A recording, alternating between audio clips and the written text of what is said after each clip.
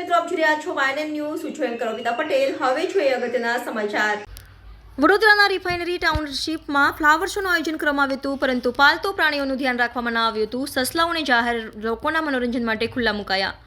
સસલાઓનું જીવન જોખમમાં મૂકવામાં આવ્યું. પ્રાણી પ્રેમી સોનમબેને વિરોધ કર્યો.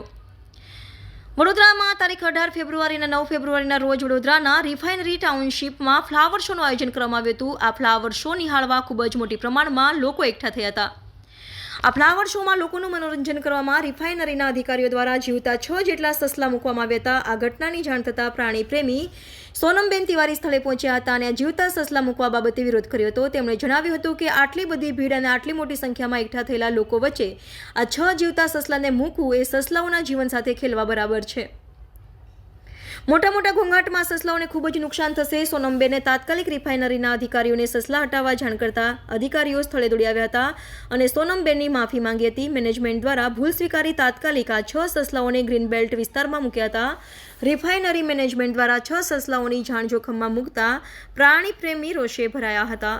પ્રાણી પ્રેમી સોનમબેન દ્વારા પોલીસમાં ફરિયાદ કરવાનું જણાવ્યું હતું. Reporter Rahul Rajput, YNN news, Vadodara. क्या क्या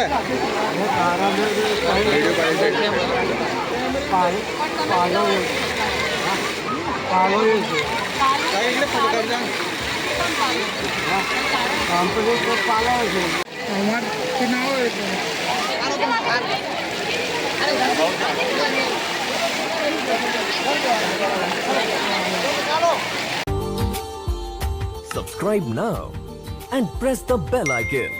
Never miss an update.